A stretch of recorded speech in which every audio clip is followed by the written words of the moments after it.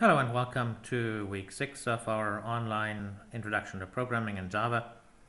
The highlight of this week, of course, is the midterm on Saturday. So I will see you all in person in Washington Square Hall 109 at 2 p.m. And there are a number of things that you need to bring. Where do we have them? In particular, bring your laptop.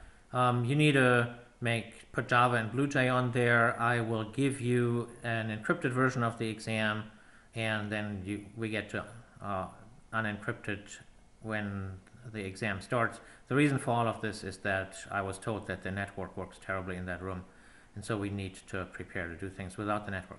Also bring an extension cord. If all of you bring one, then we can plug them into each other and everyone is going to have power for the duration of the exam. Bring a USB stick so that you can get me the answer back.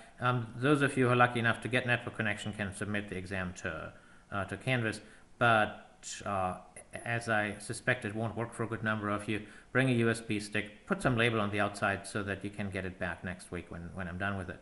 Bring some blank paper. You're going to have to do some of the exam in writing, a pen or pencil, of course, unless you want to figure out how else to mark the paper.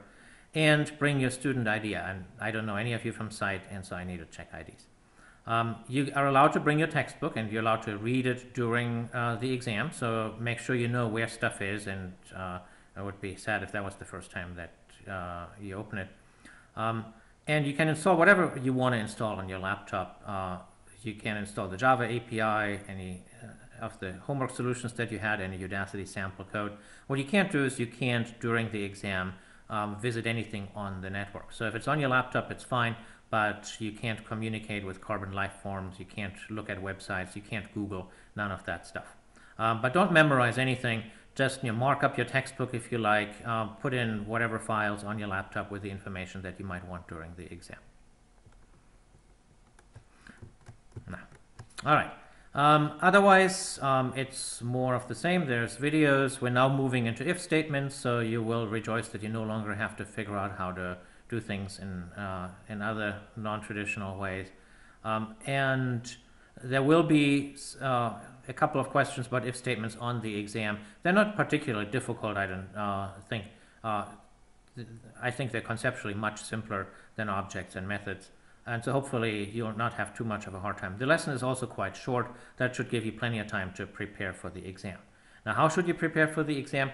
The most important thing is, of course, since the exam is about solving problems, that you are confident that you can do the problems of the difficulty of the homework. So any of the homeworks that you had trouble with, I strongly recommend you just start them again from scratch. Of course, you could look up the solutions and look at the videos, and that's also a good idea. But I think you're learning most if you first do them again from scratch and then look at the video and see if you got it right.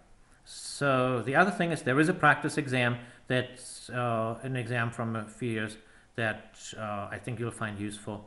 And also, I want to, in this practice exam, put particular attention on the tracing business here, because there will be a question like that. So you did this in lab 4 where you did some traces, and so I'm giving you the format that you should be using in the exam, and then there is a problem where you're supposed to trace something different with some robot class that's also very similar to something that you've seen in the lab. Of course, in the exam you're going to be tracing something different. In fact, what you're going to be tracing is some code that doesn't work, and then I'll ask you what's the error in the code. Also, this is described in the textbook. Where do we have it here? In this beautiful section on hand tracing. And there it walks you through an example with this tax return. So this idea where you cross out the old values, write the new values under them, that's just something very important to understand how programs work. It's an essential technique, and you can't really develop software without knowing that. All right, that's really all that we're going to be having, I think. Yep, and so everything else is routine. Any questions about anything? As always, please put them on Piazza.